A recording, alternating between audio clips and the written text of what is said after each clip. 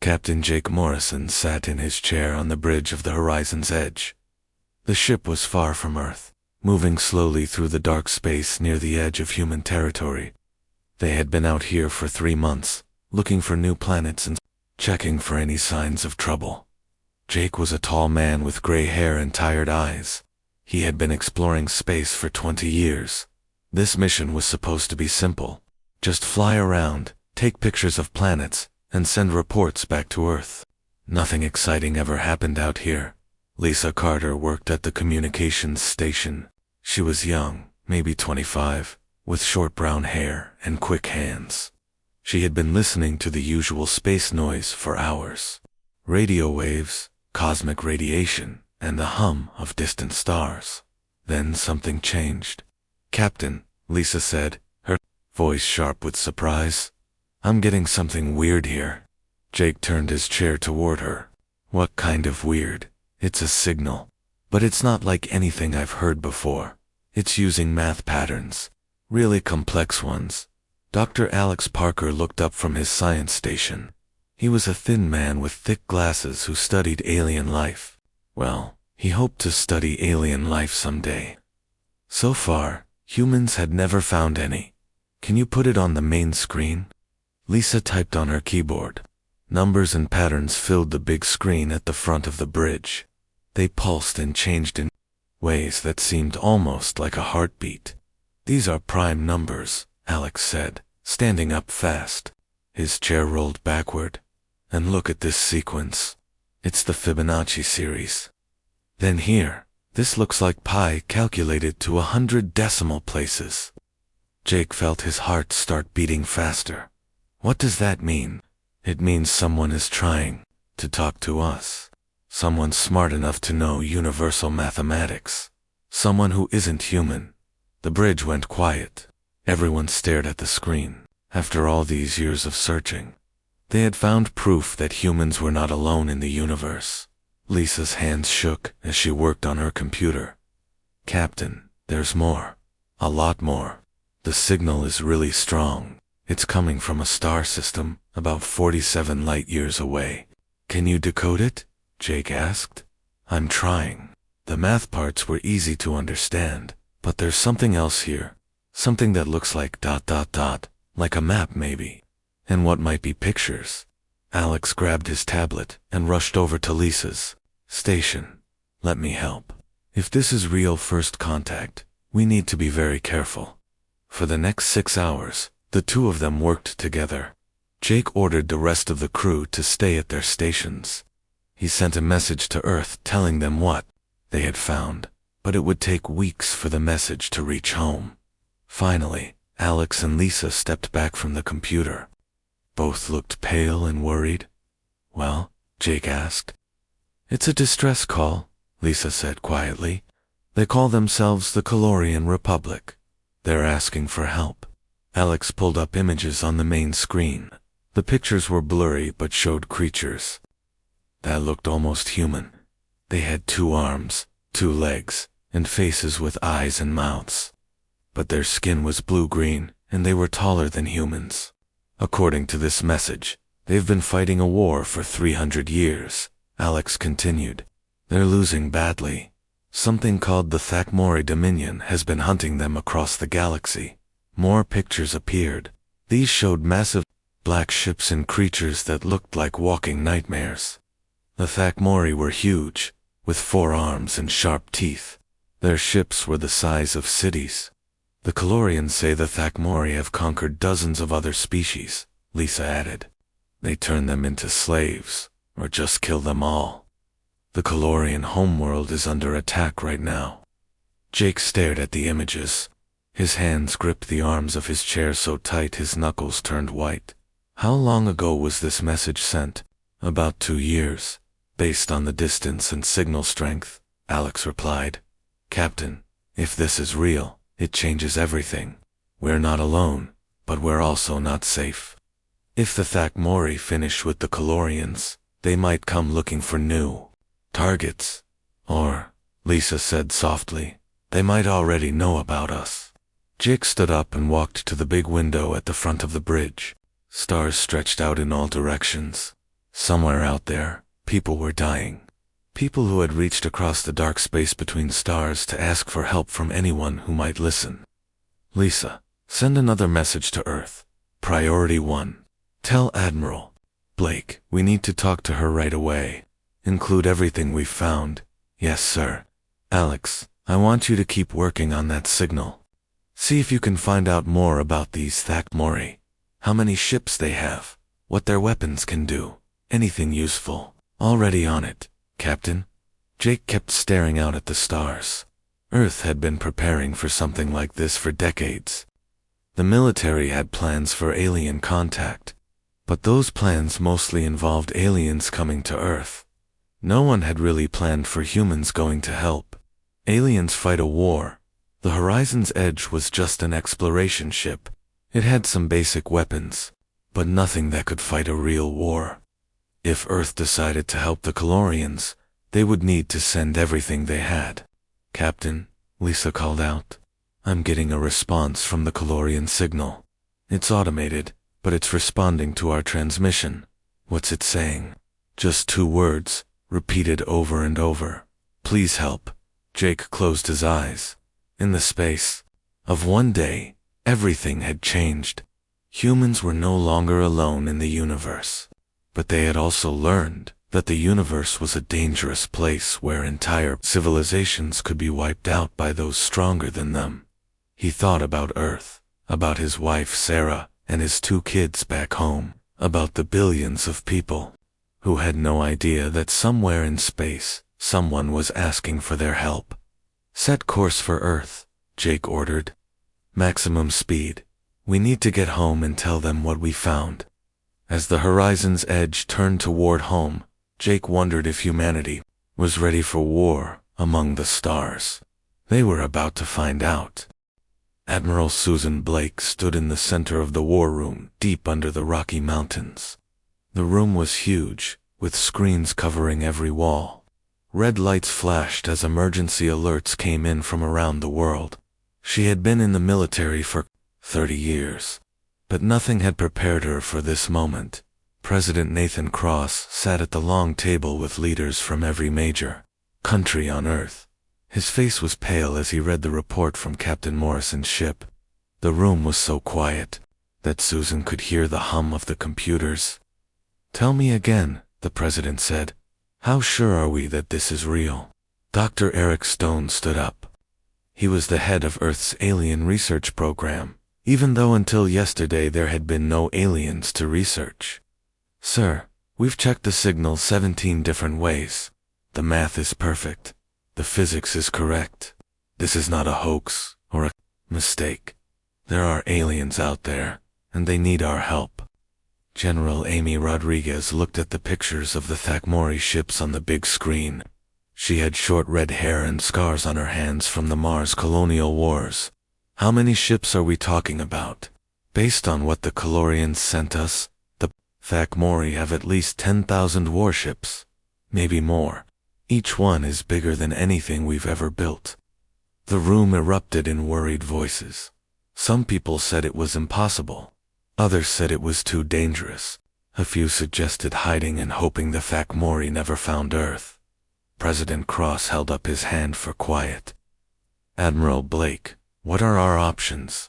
Susan walked to the front of the room. She had been thinking about this question since the report arrived.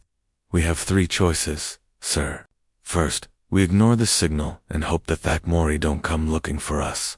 Second, we send a small force to help and hope it's enough. Third, we send everything we have. What do you recommend? The third option, sir.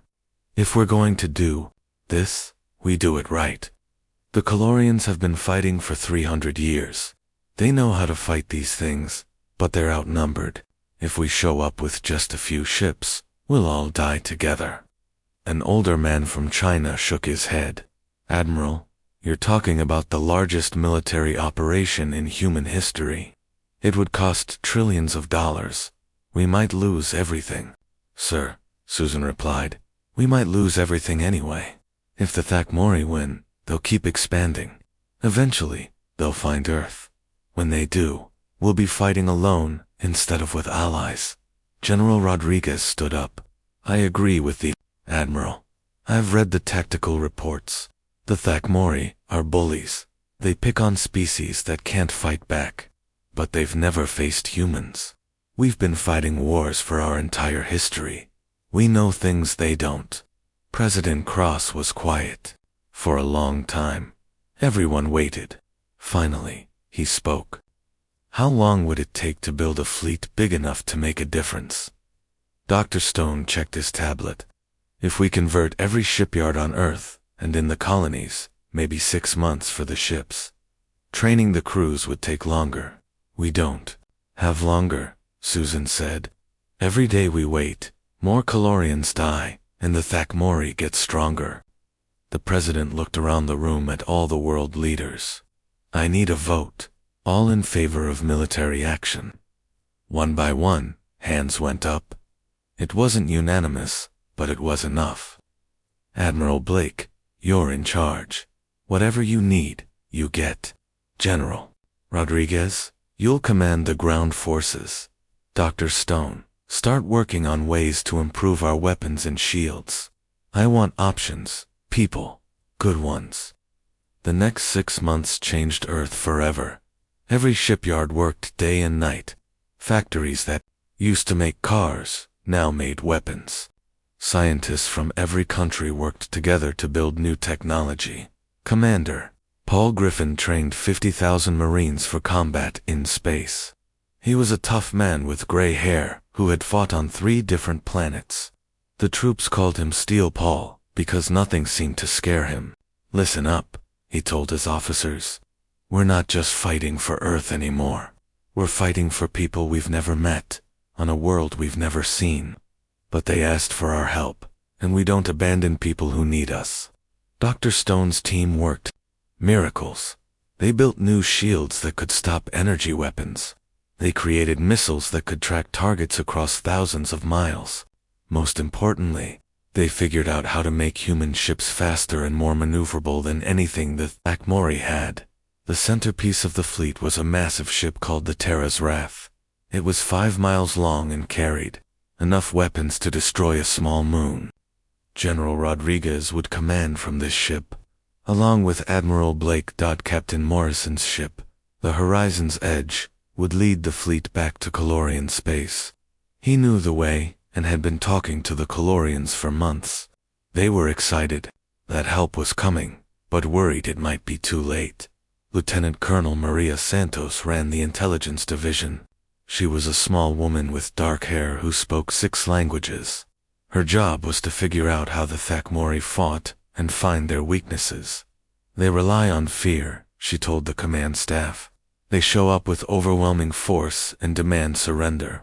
Most species give up without fighting. But when someone does fight back, they don't adapt well. They keep using the same tactics over and over. That's good for us, General Rodriguez said. Humans are very good at adapting. The fleet was ready. In exactly 6 months, 200 warships, from huge dreadnoughts down to fast attack boats. Supply ships carried food, medicine, and repair equipment. Transport ships held the Marines and their equipment. On the day they left Earth, millions of people gathered to watch the ships lifted off from spaceports around the world. As they formed up in orbit, they blocked out the sun. President Cross gave a speech that was broadcast to every human settlement in the solar system. Today, we take our first step as a galactic civilization. We go not as conquerors, but as friends. We go to show the universe that freedom is worth fighting for. Admiral Blake stood on the bridge of the Terra's Wrath as Earth fell away behind them. The journey to Calorian space would take 18 months. During that time, they would prepare for the biggest battle in human history. All ships report ready, came the voice from the communications station. Take us out, Susan ordered. The fleet jumped to faster than light speed. Behind them, Earth continued its orbit around the sun. Ahead of them, somewhere in the dark between the stars, people were waiting for rescue. The human war machine was on the move. For the first time in history, it wasn't fighting for territory or resources or revenge. It was fighting for the simple idea that no one should face extinction alone. As the fleet traveled through hyperspace, messages continued to arrive from the Calorian Republic. Their situation was getting worse. More worlds had fallen. Refugee ships fled in all directions as the Thakmori tightened their grip. But now the Calorians had something they hadn't had in 3 centuries. They had hope. Help was coming from the far side of the galaxy. A species they had never met was risking everything to save them. The universe was about to learn something new about humans.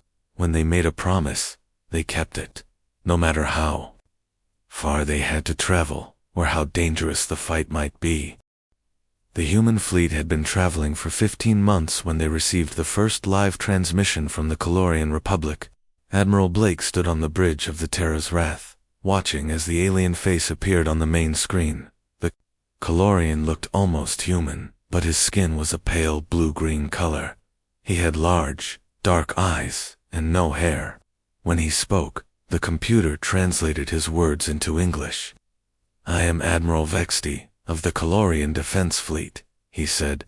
His voice was deep and tired. "I cannot believe you have traveled so far to help us. No species has ever done such a thing."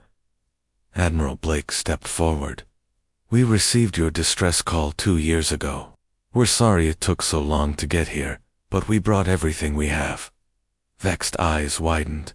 "Everything? How many ships?" 200 combat vessels and 50,000 Marines." The alien admiral was quiet for a long moment. Then he made a sound that might have been laughter. "You brought an army to fight for people you have never met. Your species is very strange. Over the next 3 months, the humans learned everything they could about their new allies. The Calorians were peaceful by nature. They spent their time creating art, studying science, and exploring the galaxy. They had no interest in war or conquest." Dr. Alex Parker, now aboard the Terra's Wrath, spoke with Calorian scientists every day. "They've had faster-than-light travel for over 1,000 years, he told the command staff. "Their medicine is centuries ahead of ours, but their weapons are basic. They never needed to build war machines until the Thakmori showed up." Lieutenant Colonel Maria Santos gathered intelligence about the enemy. What she learned was disturbing. The Thakmori Dominion had been conquering the galaxy for over 1,000 years. They had destroyed dozens of civilizations and enslaved millions of beings. "They don't just kill their enemies," Maria reported. "They study them first. They learn how each species fights. Then they develop specific tactics to counter those methods. By the time they attack, they already know how to win." General Rodriguez frowned. "What do they know about humans?" "Nothing. We're the first species they've encountered that they haven't studied first. That might be our only advantage." The Thak themselves were terrifying creatures. They stood 9 feet tall and had 4 arms ending in claws. Their bodies were covered in thick, armored skin. They were stronger and faster than humans, and they seemed to enjoy causing pain. They use fear as a weapon, Maria continued. When they conquer a world, they make examples of the survivors. They broadcast the torture and executions to other planets. Most species surrender rather than face that fate. Commander Paul Griffin trained his Marines for what they might face. The practice sessions were brutal. His soldiers had to learn to fight enemies that were bigger, stronger, and more vicious than anything on Earth. "Remember," he told them, "they may be tougher than us, but they're not smarter. Humans have been fighting for thousands of years. We know how to work together, how to adapt, and how to never give up." During the journey, the Calorians shared disturbing news. The Thakmori had brought in reinforcements. More than 500 enemy ships now surrounded the Calorian homeworld. Refugee ships tried to escape every day, but most were destroyed or captured. "They're not just trying to conquer us," Admiral Vextai explained during one conversation. "They're trying to wipe us out completely. They want to make an example of us for the other species they plan to attack." Captain Morrison, still commanding the horizon's edge, worked closely with Calorian navigators to plan their approach. "We need to come out of hyperspace as close to their planet as possible," he said. "If we arrive too far away, the Thakmor will have time to organize their defenses." Dr. Stone had spent the entire journey improving human technology. His team had studied Calorian science and combined it with human engineering. The results were impressive. "Our new shields can absorb twice as much damage," he reported. "The weapons are 40% more powerful, and we've figured out how to make our ships even faster." But the most important improvement was in tactics. General Rodriguez had developed a completely new way of fighting space battles. Instead of the traditional line formations that most species used, human ships would fight in small groups that could move independently.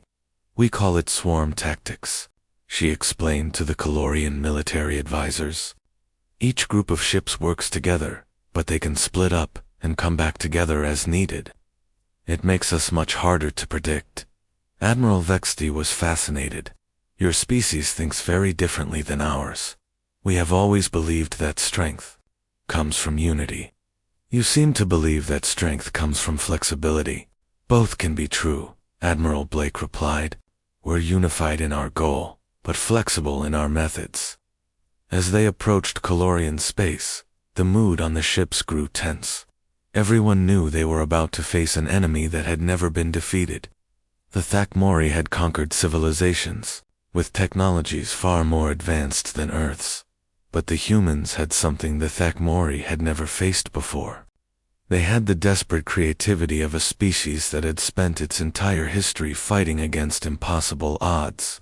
They had the loyalty of soldiers who believed they were fighting for something bigger than themselves. Most importantly, they had the element of surprise. The Thakmori had no idea what was coming. 3 days before reaching the Calorian system, Admiral Blake called a meeting of all ship commanders. The main briefing room was packed with captains, generals, and department heads. "In 72 hours, we'll drop out of hyperspace right on top of the largest Thakmori fleet ever assembled," she said. "They'll have us outnumbered more than 2 to 1. Their ships are bigger than ours.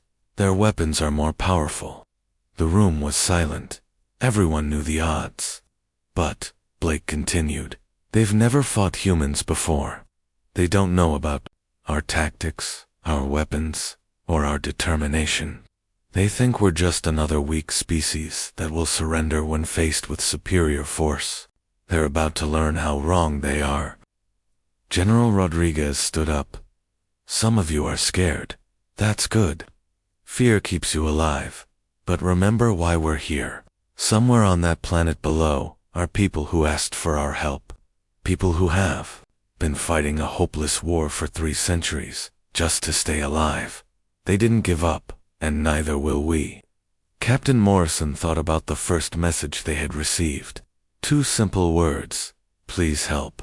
The Calorians had reached across the dark space between stars, hoping someone would hear them. Someone had.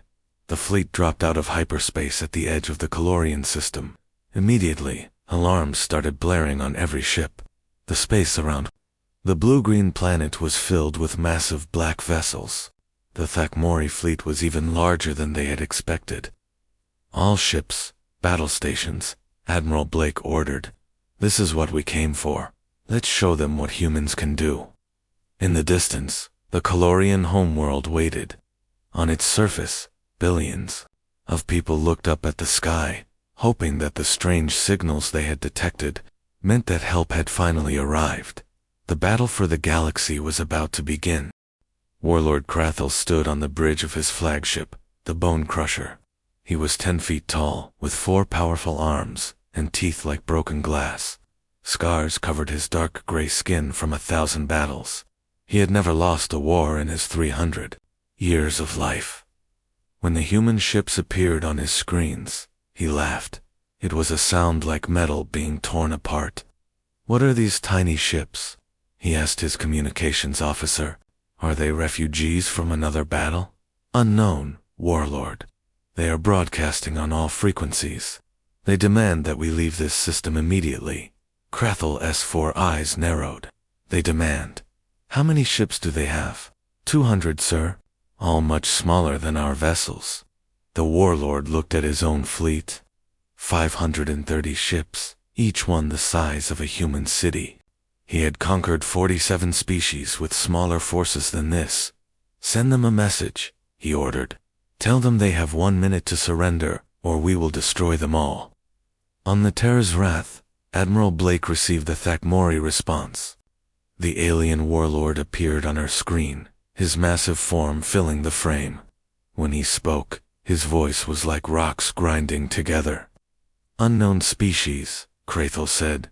You have entered Thakmori space without permission. Surrender now, and we will allow some of your people to live as slaves. Refuse, and we will hunt down every member of your species across the galaxy. Blake looked at the creature that had destroyed so many civilizations. His eyes showed no mercy, no doubt. He believed humans would surrender, just like everyone else had. General Rodriguez, she said quietly. Are all ships ready? Yes, ma'am. Everyone knows their job. Blake stepped forward to face the screen. Warlord Krathel, I am Admiral Susan Blake of the United Earth Defense Force. We're here to help our allies, the Calorian Republic. You have 30 seconds to withdraw your forces and leave this system. Krathel stared at her for a moment, then burst into laughter. You think your 200 tiny ships can defeat the might of the Thakmori, Dominion? We have conquered species with fleets 10 times larger than yours. Maybe, Blake replied, but you've never fought humans before. You're about to learn the difference. She cut the communication and turned to her weapons officer. All ships, execute Battle Plan Alpha. Let's introduce ourselves properly. The human fleet suddenly spread out in all directions. Instead of forming the traditional battle lines that the Thakmori expected, the ships broke into groups of 8 to 12 vessels. Each group moved independently, making them impossible to predict. Krathel watched in confusion as the human formation dissolved. What are they doing? This makes no tactical sense. His tactical officer, a scarred veteran named Grexonol, studied the readings. Sir, they appear to be surrounding us, but their ships are too small to pose a threat to our main vessels. Then, destroy them quickly. All ships, open fire. The Thakmori fleet opened fire with massive energy cannons. Green bolts of plasma filled the space between the fleets. But the human ships were no longer where the Thakmoris thought they would be. Captain Morrison, commanding the Horizon's Edge, led his group of ships in a spiraling attack pattern. They came in from above and below simultaneously, firing their new quantum torpedoes at the enemy's engines. Target their propulsion systems first, Morrison ordered. Make them sitting ducks. The human weapons were smaller than the Thakmori cannons, but they were much more accurate. While the enemy was trying to hit fast-moving targets, the humans were picking their shots carefully. Commander Griffin's marine assault ships launched from the main fleet. These small, fast vessels were designed for one purpose: getting close enough to board enemy ships. Remember your training, Griffin told his troops over the radio. The Thakmori are bigger and stronger, but they're used to fighting scared civilians. We're not civilians, and we're not scared. The first human ship to board a Thakmori vessel was the Spearhead, commanded by Captain Tony Walsh. His marines cut through the enemy hull with plasma torches and poured into the ship's corridors. The Thakmori warriors they met were indeed bigger and stronger than humans, but the marines had trained for this. They worked in teams, using their superior speed and tactics to overcome the aliens. Raw power. Sergeant Kelly Brooks led her squad through the enemy ship's engineering section. She was a small woman, barely 5 feet tall, but she moved like lightning. When a massive Thakmori warrior charged at her with 4 weapons, she rolled under his attack and used his own momentum to send him crashing into a power conduit. These guys are tough, she reported over the radio, but they're not smart. They fight like angry animals, not soldiers. Dr. Stone's technological improvements proved their worth in the first hour of battle. The human shields absorbed punishment that would have destroyed the old Earth's ships. The new weapons cut through Thakmori armor like it was paper, but the real advantage was in the tactics. General Rodriguez watched from the Terra's wrath as her battle plan unfolded perfectly. The Thakmori kept trying to form defensive lines, but the human ships wouldn't stay in one place long enough to fight that kind of battle. "They're getting frustrated," she told Admiral Blake. "Look at how they're moving. They keep clustering together, trying to present a unified front, but that just makes them easier targets for our missiles." Lieutenant Colonel Santos had been right about the enemy's weaknesses. The Thakmori had conquered other species by using overwhelming force and fear. When faced with an enemy that refused to be intimidated, they didn't know what to do. Warlord Krathel screamed orders at his fleet commanders. "Surround them. Destroy them. How are these primitive ships damaging our vessels?" But his subordinates were having the same problems he was. Every time they tried to surround a group of human ships, those ships would scatter in different directions, then regroup somewhere else. The turning point came when Captain Lisa Carter, now commanding her own ship called the Star Runner, led an attack on the Thakmori flagship. Her group of 10 ships came in from 6 different directions at once. The Bone Crusher's weapons could only fire in one direction at a time. While Krathal's gunners were trying to hit the ships in front of them, other human vessels attacked from behind and both sides. "All weapons, target their bridge," Carter ordered. "Let's cut the head off this snake."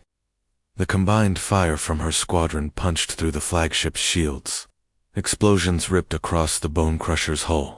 Emergency lights flashed as systems failed throughout the massive ship. Krathal felt his ship shudder under the attack. For the first time in his life, he was losing a battle. The impossible was happening. These tiny ships with their primitive look, crews were defeating the greatest fleet in the galaxy. "All ships retreat," he ordered. "Fall back to defensive positions around the planet." But it was too late for an organized retreat. The human ships had broken the Thakmori formation completely. Enemy vessels tried to escape in all directions, but the humans were faster and more maneuverable. Commander Griffin's Marines had captured 12 enemy ships. Dr. Alex Parker, now serving as a military advisor, studied the captured technology and found critical weaknesses in Thakmori systems. "Their ships are powerful but slow to adapt," he reported. "Once we figure out their shield frequency, we can punch right through their defenses." The battle lasted 3 days. When it was over, the space around the Calorian homeworld was filled with debris from destroyed Thakmori ships. Of the 530 vessels in Krathal's fleet, only 43 escaped. Warlord Krathal himself was captured when his flagship's engines failed. Commander Griffin personally led the team that took him prisoner. The massive alien warlord, who had terrorized the galaxy for centuries, was defeated by creatures he had dismissed as insignificant. On the planet below, billions of Calorians looked up at the sky and saw something they hadn't seen in 300 years. The space above their world was free of enemy ships. Admiral Vexty sent a message to the human fleet. His blue-green face was wet with tears of joy. "Admiral Blake, your species has done the impossible. You have defeated the Thakmori. For the first time in our history, we have hope." But Blake knew this was just the beginning. News of the battle would spread quickly across the galaxy. Other enslaved species would hear that the Thakmori could be beaten. The Dominion's leaders would realize that their empire faced a new kind of threat. "All ships, prepare for the next phase," she ordered. "We came here to help the Calorians, but now we have a bigger job. It's time to free the galaxy." The victory at Caloria sent shockwaves throughout known space. For 1,000 years, the Thakmori had seemed unstoppable. Now, in 3 days, a species no one had ever heard of had destroyed their largest fleet. The message was clear. The age of Thakmori dominance was over. A new power had entered the galaxy, and they fought not for conquest, but for freedom. The war for the galaxy had truly begun. Supreme Overlord Mektar, the destroyer, sat on his throne made from the bones of his enemies. He was the largest Thakmori ever born, standing 12 feet tall, with arms as thick as tree trunks. For 800 years, he had ruled the Dominion, with absolute power. No one had ever dared to challenge him, until now. The report from Caloria lay crumpled at his feet. Warlord Krathel was dead, executed by his own officers for failing so completely. 500 ships destroyed by an unknown species with primitive technology. It was impossible, but it had happened. Bring me everything we know about these humans, Mektar growled to his intelligence chief, General Vok, a scarred veteran with one missing arm, approached carefully. My lord, we know very little. They come from a system called Sol, approximately 47 light-years from Calorian space. Their technology appears primitive, but their tactics are unlike anything we have encountered. How many ships do they have? Unknown, my lord. They sent 200 to Caloria, but their industrial capacity is unclear. Our surviving ships report that human vessels are smaller but faster than ours. They fight in small groups instead of traditional formations.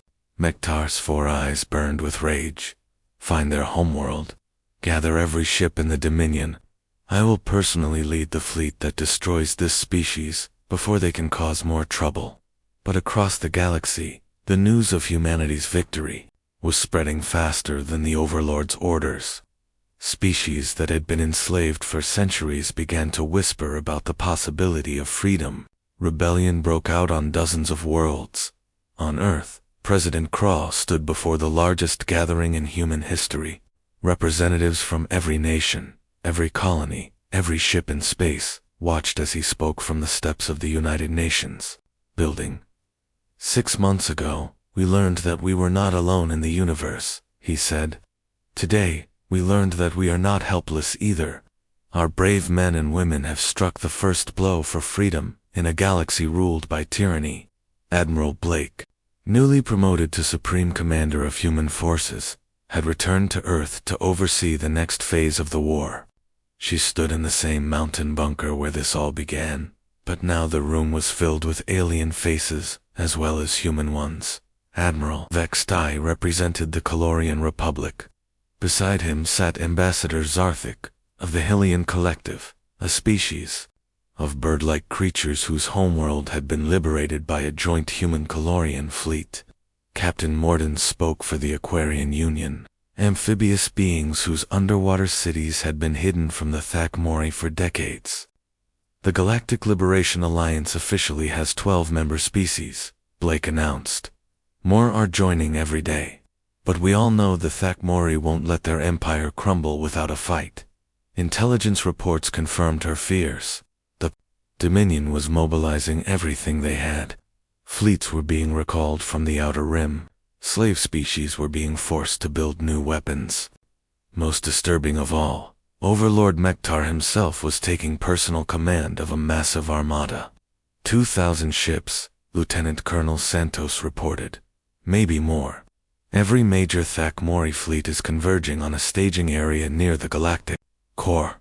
They're planning something big. General Rodriguez studied the tactical displays. Earth's shipyards had been working at maximum capacity since the victory at Caloria. The human fleet now numbered over 800 ships, supported by vessels from their new allies. It's not enough, she said bluntly. If they come at us with everything they have, we'll be outnumbered 3 to 1. Even with our tactical advantages, those odds are too high. Dr. Stone had been working on new technologies, combining human engineering with knowledge gained from their alien allies. I might have something, he said. The Aquarians have developed a way to hide ships from most sensors. If we can adapt their technology to our vessels, we might be able to even the odds. Captain Morrison, now an admiral himself, had been exploring the galaxy with a fleet of fast ships. His mission was to find more allies and gather intelligence on Thakmori movements. There are species out there who want to fight, he reported.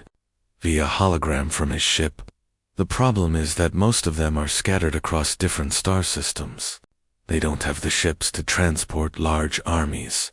Commander Griffin had been training liberation forces on dozens of worlds.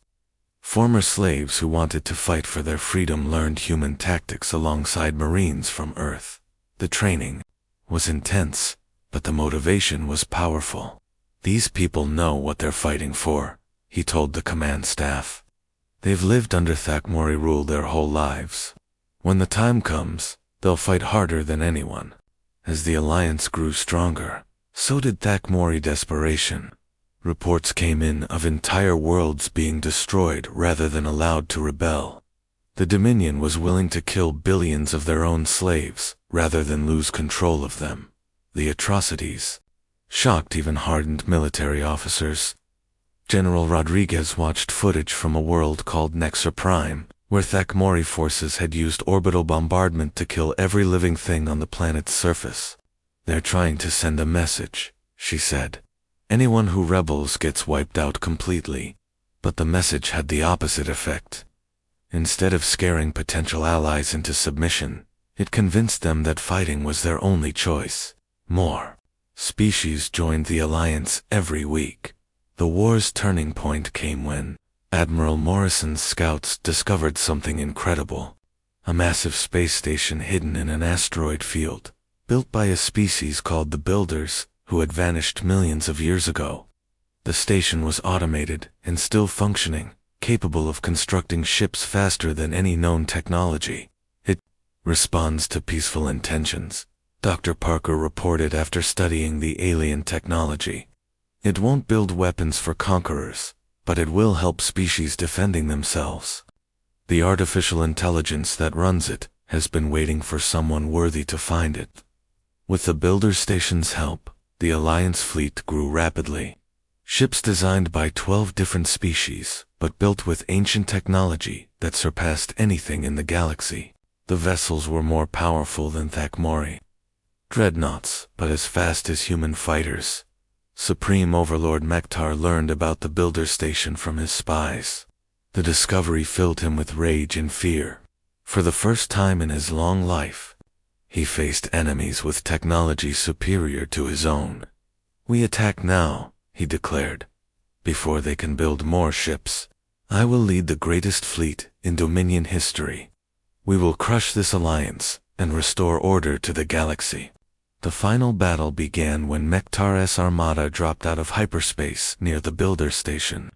3,000 Thakmori ships, the largest fleet ever assembled, faced an alliance force of 1,500 vessels. Admiral Blake commanded from the new flagship, Freedom's Dawn, built by the ancient station using designs from all 12 alliance species. It was the most advanced ship in the galaxy. "All ships, this is it," she broadcast to the combined fleet. "Today, we decide the future of the galaxy. Will it be ruled by fear and oppression, or will it be free?" The battle lasted 5 days and changed the course of galactic history. Human tactics, alien technology, and the desperate courage of freed slaves proved stronger than 1,000 years of Thakmori dominance. When it was over, Supreme Overlord Mektar's flagship drifted powerless in space, its engines destroyed and its crew captured. The Overlord himself was taken prisoner by the same species he had spent centuries trying to exterminate, but the real victory wasn't in space. Across the galaxy, enslaved worlds rose up in rebellion. Thakmori garrisons found themselves surrounded by populations they had oppressed for generations. The Dominion's control crumbled as quickly as it had been built. President Cross returned to the United Nations building 6 months later. The same crowd gathered to hear him speak, but this time, they were joined by beings from across the galaxy. "The Thakmori Dominion is finished," he announced. "Not destroyed, but transformed. Their worlds are free to choose their own governments. Their former slaves are rebuilding their civilizations. And the galaxy has learned an important lesson." He paused, looking out at the incredible diversity of species represented in the crowd. Freedom is not something that can be granted by the powerful to the weak. It is something that must be defended by everyone, for everyone. That is why the Galactic Liberation Alliance will continue to exist, not as conquerors, but as guardians. Admiral Blake stood on the observation deck of Freedom's Dawn, watching ships from 100 different worlds patrol the space around Earth. The sight would have been impossible to imagine just 2 years ago. Captain Morrison joined her, looking older, but proud. Do you think we did the right thing? Getting involved in a galactic war? Blake thought about the Calorian distress call that had started everything. 2 simple words across the vast darkness of space. Please help. We did what humans have always done, she replied. We heard someone calling for help, and we answered. The universe is a better place because we did. In the years that followed, the Alliance grew into something unprecedented in galactic history. Not an empire built on conquest, but a federation founded on cooperation. Hundreds of species worked together to explore the galaxy, share knowledge, and protect each other from threats. The Builder Station continued to operate, creating new technologies that benefited everyone.